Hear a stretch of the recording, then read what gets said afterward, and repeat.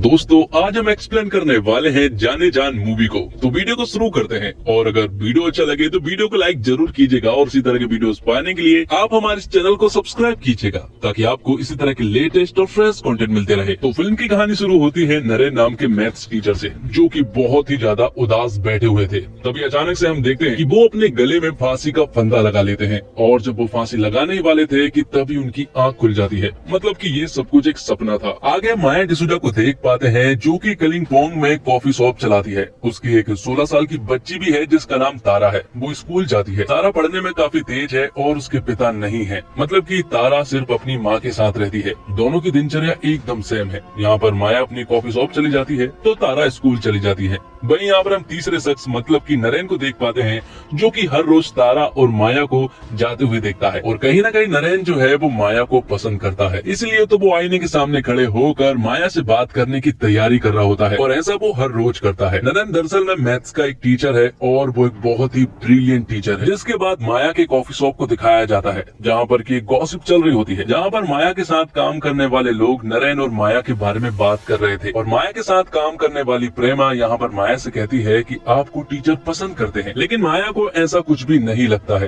तब प्रेमा उससे कहती है कि कल तुम कॉफी शॉप में नहीं आई थी और इसी कारण टीचर भी कल कॉफी शॉप में नहीं आए थे क्योंकि टीचर तो हर रोज ही कॉफी शॉप आते हैं। तो माया प्रेमा से कहती है कि टीचर को कैसे मालूम कि मैं कल कॉफी शॉप में नहीं आई थी, जिस पर कि प्रेमा माया से कहती है कि शायद टीचर ने तुम पर नजर बनाकर रखी है, बिल्कुल शाहरुख खान की डर फिल्म जैसे। और फिर थोड़ी देर के बाद यहाँ पर टीचर आ जाते हैं। नरेन ने यहाँ पर माया से जो भी बोलने की तैयारी की थी वो धरी की धरी रह जाती है क्योंकि माया के सामने आ जाने के बाद वो पूरी तरह से नर्वस हो जाते हैं और उनके मुंह से कुछ भी नहीं निकलता है और यहाँ से अपना खाना लेकर चुपचाप निकल जाते हैं। और फिर तुरंत ही यहाँ पर एंट्री होती है इंटेंस लुक में अजीत नाम के एक बंदे की। यहाँ पर माया उसे देखकर पूरी तरह से हैरान थी और थोड़ी देर के बाद यहाँ पर हमें मालूम चलता है कि दरअसल में अजीत जो है वो माया का पति है। माया उससे कहती है कि तुम यहाँ पर क्यों आए हो और उन दोनों की बात करने के दौरान हमें मालूम चलता है कि अजीत यहाँ पर कलिंगपोंग माया को ढूंढते हुए आया है और वो उससे लगभग 13 सालों के बाद मुलाकात कर रहा है। और यहाँ पर हमें ये भी मालूम चलता है कि अजीत एक पुलिस वाला है और 13 साल पहले माया ने उसके पैसे लेकर भाग गई थी। और यहाँ पर हमें ये भी मालूम चलता है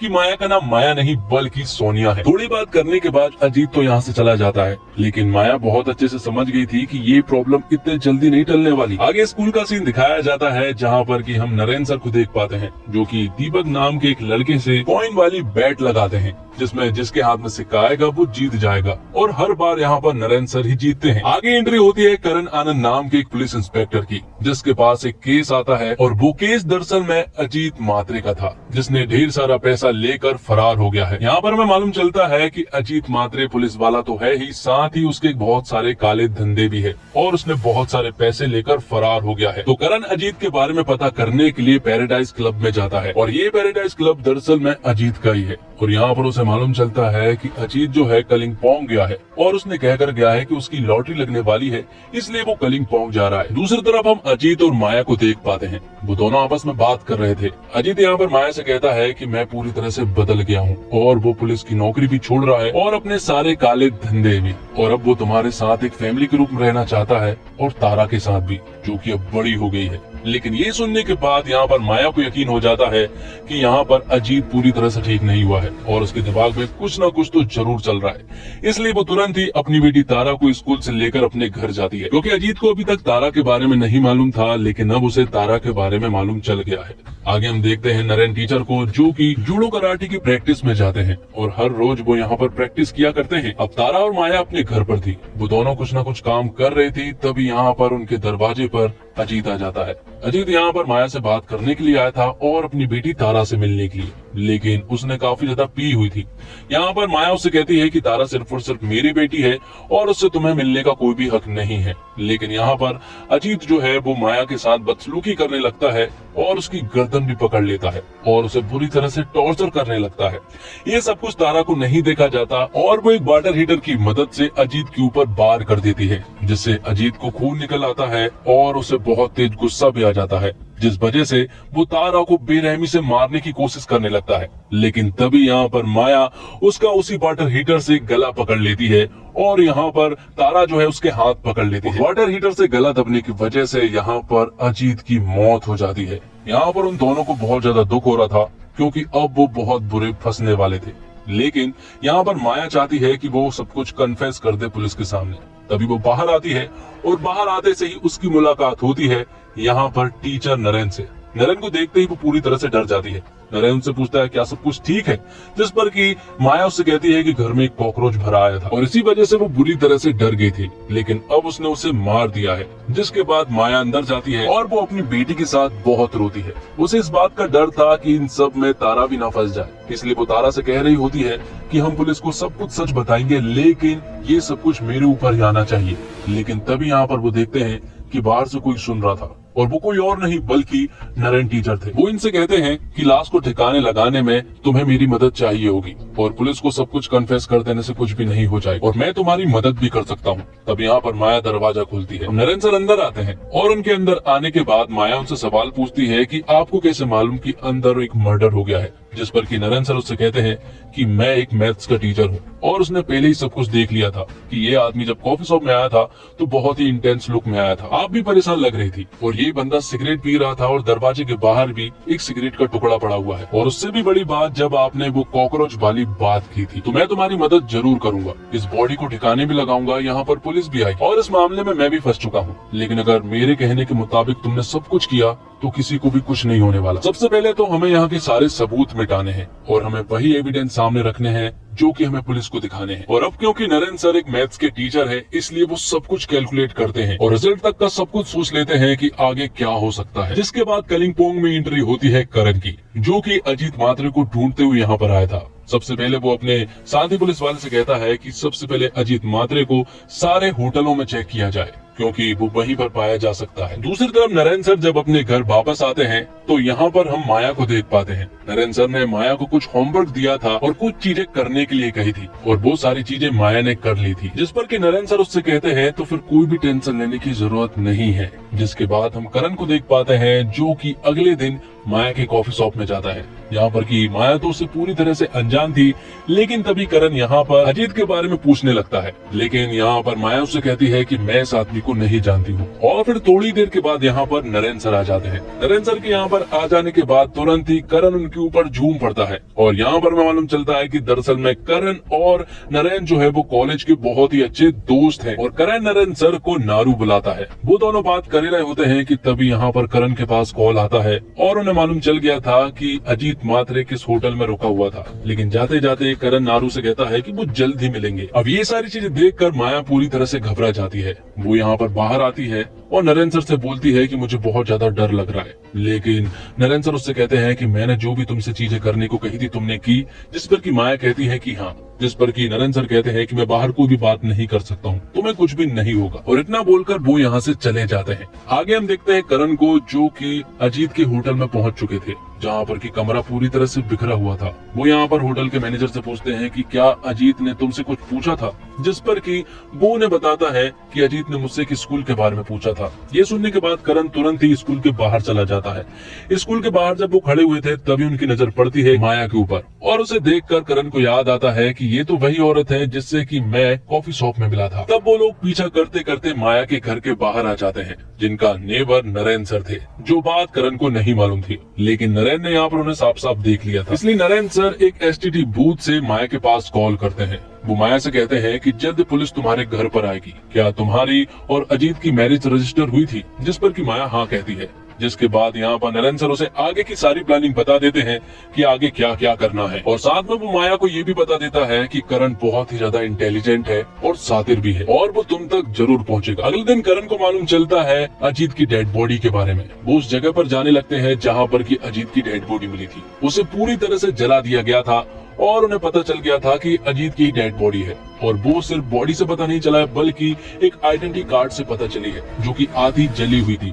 यहाँ पर जैकेट में थोड़ा सा खून भी लगा हुआ था, इसलिए डीएनए टेस्ट के लिए वो होटल जाते हैं जहाँ पर कि अजीत रुका हुआ था। तो वो वहाँ से अजीत के कंगे से बाल निकाल लेते हैं और डीएनए टेस्ट के लिए पहुंचा देते हैं। और यहाँ पर उन्हें मालूम चलता है कि डीएनए टेस्ट में यहाँ पर बाल और जैकेट के खून दोनों एक ही आदमी के पाए गए हैं, मतलब की वो डेड बॉडी अजीत की है। और ये मौत 10 तारीख को लगभग शाम को 7:30 के आसपास हुई है। ये जानने के बाद करण तुरंत ही अगले दिन पहुंच जाता है माया के घर पर। माया के घर पर वो फिर से अजीत की तस्वीर दिखाते हुए पूछता है कि ये आदमी कौन है, जिस पर कि माया उसे बताती है कि ये मेरा पति था, लेकिन मैं इसकी शक्ल भी नहीं देखना चाहती हूँ और हम इससे कोई भी संबंध नहीं रखना चाहते हैं। करण से कहता है कि जब तुम्हें इसके बारे में मालूम था तो पहले तुमने क्यों नहीं बताया। तो माया उससे कहती है कि हम इस आदमी से कोई भी संबंध नहीं रखना चाहते हैं और वो यहाँ पर उससे पैसे लेने के लिए आया था और पहले भी वो हमेशा ही पैसे लेने के लिए आया करता था। तो करण माया से पूछताछ के लिए उसे पुलिस स्टेशन ले जाता है, क्योंकि अजीत के केस में माया ही एक लौती सस्पेक्ट है। यहाँ पर करण माया से कहता है कि तुम अजीत के पैराडाइज क्लब में गंदा काम किया करती थी,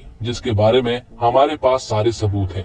ये देखने के बाद यहाँ पर माया उससे कहती है कि मैं उससे प्यार करती थी, बहुत प्यार करती थी और मैंने उससे शादी भी की। तारा उसी की लड़की है, लेकिन उसने मुझे पैराडाइज क्लब के हाथों बेच दिया था, इसलिए वो वहाँ से भाग गई थी। ये सुनने के बाद करण माया से पूछता है कि आखिर 10 तारीख की रात को तुम कहाँ पर थी, जिस पर कि माया उसे बताती है कि वो अपनी बेटी के साथ सबसे पहले 6 बजे एक फिल्म देखने के लिए गई थी। फिल्म देखने के बाद वो लोग बाहर खाना खाने के लिए गए थे और उसके बाद वो एक डांस बार में गए थे, जहाँ पर कि उन्होंने काफी एंजॉय किया था। ये सारी चीजें पूछने के बाद करण यहाँ से चला जाता है, लेकिन उसके दिमाग में बहुत सारी बातें खटक रही थी कि आखिर माया इतने शार्प तरीके से सारे क्वेश्चन के जवाब कैसे दे रही है, जैसे मानो उसे सारी स्क्रिप्ट पहले से ही मालूम है। थोड़ी देर के बाद ही यहाँ पर आ जाते हैं नरेन सर। करण यहाँ पर नरेन सर से मिलता है और वो अपने साथी दोस्त को बताता है कि नरेन बहुत ही ज्यादा इंटेलिजेंट है। नरेन मैथ्स का एक जीनियस बंदा है। हम दोनों कॉलेज में साथ पढ़ते थे, लेकिन नरेन की बराबरी करने वाला कोई भी आदमी नहीं था। और करण को यहाँ पर मालूम चलता है कि नरेन जो है वो माया का पड़ोसी है। तब यहाँ पर वो माया के केस के बारे में डिस्कस भी करता है। थोड़ी देर के बाद जब नरेन वापस जाता है तो यहाँ पर माया उससे मिलती है। माया उससे कहती है कि पुलिस वालों को शायद मेरे ऊपर शक हो गया था, लेकिन तुमने जो सब कुछ बताया था उसके बाद मुझे ऐसा लगता है कि अब पुलिस को मेरे ऊपर शक नहीं होगा। लेकिन नरेन सर उससे कहते हैं कि अभी पुलिस बार बार तुम्हारे पास आएगी, लेकिन आपको टेंशन लेने की जरूरत नहीं है। और ये सुनने के बाद माया यहाँ पर नरेन सर को गले लगा लेती है। ये देखकर नरेन सर को बहुत अच्छा लगता है। अगले दिन करण माया के घर से सबूत के तौर पर मूवी की टिकट्स मंगवा लेता है और उन्हें देखकर मालूम चलता है कि वो दोनों फिल्म देखने के लिए गए थे, लेकिन टिकटों को कौन संभाल कर रखता है ये उसके दिमाग में खटक रही थी। और भी बहुत सारी बातें थी जो कि करण के दिमाग में खटक रही थी, क्योंकि इस केस के पीछे एक लौती सस्पेक्ट ही है और वो है सिर्फ माया। वो लोग गलत भी हो सकते हैं, लेकिन कहीं ना कहीं उसे ऐसा लग रहा है कि इसके पीछे माया का ही हाथ है। अगली रात हम देखते हैं करण को नरेन सर के यहाँ पर, जो कि बहुत ही अच्छे दोस्त है, इसलिए वो यहाँ पर उनके घर पर आया हुआ था। वो यहाँ पर कुछ चीजें देख रहा था और यहीं पर कुछ मैथ की प्रॉब्लम्स भी थी। उन्हें देखकर नरेन सर उससे कहते हैं कि ये सारी प्रॉब्लम्स है और इन सारी प्रॉब्लम को उसे सॉल्व भी करना है। और एक प्रॉब्लम को उसने 10 साल में सॉल्व कर भी ली थी, लेकिन जब वो पब्लिश करने के लिए गया था उसके 40 घंटे पहले उसे मालूम चला 40 घंटे पहले इस प्रॉब्लम को किसी और ने सॉल्व कर ली है और इस तरह से उसकी 10 साल की मेहनत वेस्ट हो गई है। इसी तरह से एक प्रॉब्लम और है और उसे सॉल्व करने में उसे 15 साल लगेंगे, लेकिन तब अगर जब वो उस पर फुल टाइम वर्क कर पाए तब। और यहाँ पर डॉक्टर को कुछ सबूत मिलते हैं कि अजीत की मौत होने से पहले उसका किसी हीटर से गला घोटा गया है और उसके सर पर भी एक निशान है, मतलब कि उसी वाटर हीटर से पहले उसके सर पर मारा गया था, लेकिन वो वाटर हीटर कहाँ पर है ये हमें नहीं मालूम है।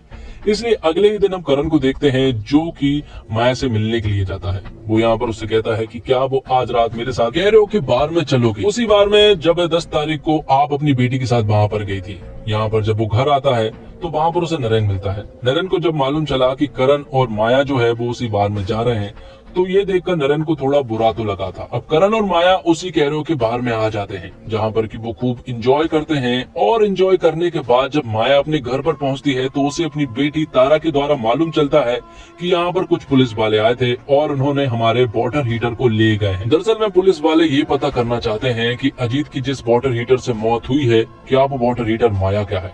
ये सुनने के बाद वो तुरंत ही नरेन सर के पास कॉल करती है और ये सारी बातें बता देती है। लेकिन यहाँ पर नरेन सर उससे कहते हैं कि तुम्हें उसके साथ उस बार में नहीं जाना चाहिए था, लेकिन तुम्हें टेंशन लेने की कोई भी जरूरत नहीं है।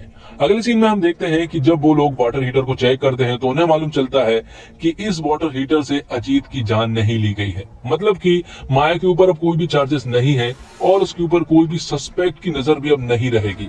यहाँ पर करण अगले दिन माया के पास जाता है। वो उससे कहता है कि तुम निर्दोष हो और अब मैं मुंबई वापस जा रहा हूँ। लेकिन जाने से पहले यहाँ पर काम करने वाली प्रेमा यहाँ पर करण से बात करती है और वो उसे बताती है कि आपकी तरह एक टीचर भी है और वो भी माया को बहुत ज्यादा पसंद करता है और वो यहाँ पर डेली आता है। जबकि नरेंद्र सर ने करण को बताया था कि वो उस कॉफी शॉप में कभी कभी ही जाया करता है और माया से भी उसकी बहुत ही कम बात होती है। और ये सारी चीजें सुनने के बाद तो करण को पूरी तरह से यकीन हो गया था कि इन सब के पीछे जरूर नरेन का ही हाथ है। करण समझ गया था कि मेरे हाथ में सबूत इसलिए नहीं लग रहे हैं क्योंकि इस केस के पीछे किसी जीनियस दिमाग का हाथ है। सबसे पहले करण जो है स्कूल में जाता है और वो वहाँ जाकर पता करता है कि 10 तारीख को नरेन स्कूल आया था कि नहीं। और यहाँ पर उसे मालूम चलता है कि सालों बाद नरेन ने किसी दिन छुट्टी ली थी और वो तारीख थी 10। तब करण तुरंत ही रात को नरेन से मिलने के लिए पहुंच जाता है और वो उससे कहता है कि मुझे ऐसा लग रहा था कि माया झूठ बोल रही है और उसी ने मर्डर किया है, लेकिन मैं नहीं देख पा रहा था कि शायद माया के पीछे कोई और आदमी हो सकता है और उस आदमी ने ये सब कुछ किया हो। करण नरेन से पूछता है कि आखिर वो 10 तारीख को कहाँ पर था, जिस पर कि नरेन उसे बताता है कि 10 तारीख को वो अपने घर पर ही था क्योंकि उसकी तबीयत खराब थी। कहीं न कहीं करण को नरेन पर पूरी तरह से यकीन हो गया था, लेकिन उसके पास कोई भी सबूत नहीं था, इसलिए वो उसे अरेस्ट नहीं कर पाया। जिसके बाद नरेन जब अपने घर पर पहुंचता है तो उसे माया मिलती है। माया उससे कहती है कि पुलिस वालों को अब मेरे ऊपर शक नहीं है, लेकिन वो मुझसे कह रहे थे कि तुम मुझसे प्यार करते हो और हम दोनों के बीच में कुछ है। तब मैंने उन्हें समझाया कि हम दोनों के बीच में कुछ भी नहीं है और मेरे अंदर उनके लिए कोई भी फीलिंग्स नहीं है। ये सारी बातें सुनने के बाद नरेन सर उससे कहते हैं कि कल तुमसे पुलिस बहुत सारे सवाल पूछेगी, लेकिन मैंने जो तुम्हें बताया है तुम्हें वही बताना होगा। और ये सारी बातें बताने के बाद कल के बाद से पुलिस तुम्हें कभी भी परेशान नहीं करेगी। ये सारी बातें बोलने के बाद नरेन सर अपने घर में जाते हैं और घर में जाकर बहुत ज्यादा रोते हैं। अगली सुबह वो बहुत सारी चिट्ठियां लिखते हैं और चिट्ठी लिखने के बाद वो माया के दरवाजे पर उन्हें छोड़ देते हैं। यहाँ से वो सीधा स्कूल पहुँचते हैं। स्कूल पर उनकी मुलाकात होती है दीपक से। वो यहाँ पर कॉइन की फिर से बैट लगाते हैं और इस बार नरेन सर दीपक से हार चुके थे। ये देखने के बाद दीपक बहुत ज्यादा खुश हुआ था, लेकिन नरेन सर को मालूम है कि ये उनकी एक आखिरी हार है। ये सब हो जाने के बाद नरेन सर पहुंच जाते हैं पुलिस स्टेशन, जहां पर कि वो करण के सामने थे। वो उसे बताते हैं कि मैं सब कुछ कन्फेस करना चाहता हूँ। वो बताना चाहता है कि अजीत को उसी ने मारा है और वो भी माया डिसूजा के कहने पर, क्योंकि वो माया डिसूजा का बॉडीगार्ड है और वो मुझसे जो कहती है मैं वो करता हूँ क्योंकि यही मेरा धर्म है। मैं उनका बॉडीगार्ड हूँ, इसके बारे में किसी को कुछ भी नहीं मालूम है। मैं बस एक स्कूल का टीचर हूँ, यहाँ तक कि उनकी बेटी तारा तक को नहीं मालूम है कि मैं उनका बॉडीगार्ड। जिसके बाद वो करण को बताते हैं कि अजीत को 10 तारीख को उसने 7:30 के आसपास अजीत को कैसे मारा था और वो उसे ये भी बताते हैं कि वो माया को चिट्ठी भी लिखा करता था और वो उसके घर से वाटर हीटर भी निकाल लाते हैं। और इस वाटर हीटर को चेक करने पर उन्हें मालूम चलता है कि इसी वाटर हीटर से अजीत की जान ली गई थी। यहाँ दूसरी तरफ माया से भी पूछताछ की जा रही थी और माया उन्हें बताती है कि वो कोई मेरा बॉडीगार्ड नहीं है और हम दोनों के बीच में बहुत ही कम बात होती है। नॉर्मल कस्टमर की तरह यहाँ पर नरेन से भी बात की जाती थी, लेकिन माया को ये सारी बातें नहीं पता थी जो कि नरेन ने करण को बताई है। नरेन ने सारा इल्जाम अपने सर ले लिया था और करण ने ये सारी बातें माया को बता दी थी। वो माया से कहता है कि इस जुर्म के पीछे सिर्फ और सिर्फ नरेन का हाथ है, तुम पूरी तरह से निर्दोष हो। ये सारी बातें सुनने के बाद माया आखिरी बार नरेन से बात करने के लिए जाती है। यहाँ पर माया नरेन से पूछती है कि आखिर तुमने ये सब कुछ क्यों किया, जिस पर कि नरेन उससे बताता है कि जिसने मेरी जान बचाई हो उसके लिए मैं इतना तो कर ही सकता हूँ। लेकिन माया कुछ भी नहीं समझ पा रही थी। तब यहाँ पर नरेन उसे बताता है कि जब आप पहली बार मेरे घर पर आई थी प्लम्बर का नंबर मांगने के लिए, तब मैं फांसी लगाने वाला था, वो भी अपने पहले प्यार मैथमेटिक्स के लिए। एक मैथ की प्रॉब्लम थी जिसके पीछे मैं 10 साल से लगा हुआ था, लेकिन जब उसने सॉल्व कर ली थी तब न्यूज के द्वारा उसे मालूम चला कि कुछ 40 घंटे पहले इस प्रॉब्लम को किसी और ने सॉल्व कर ली है। मेरी जिंदगी तो वहीं पर खत्म हो गई थी, लेकिन तभी तुमने दरवाजा नॉक कर लिया और मैं तब रुक गया। तो तब आपने मेरी जिंदगी बचाई थी, तो अब मैं आपकी जिंदगी बचा रहा हूँ। ये सारी बातें बोलने के बाद नरेन बहुत जोर से पागलों की तरह चिल्लाने लगता है। तब करण तुरंत ही अंदर आता है और वो माया को यहाँ से ले जाने लगता है, क्योंकि उसे ऐसा लग रहा था कि नरेन पागल हो चुका है। और फिर आखिर में हमें एक ऐसे सच के बारे में मालूम चलता है जिस सच के बारे में सिर्फ और सिर्फ नरेन को मालूम था।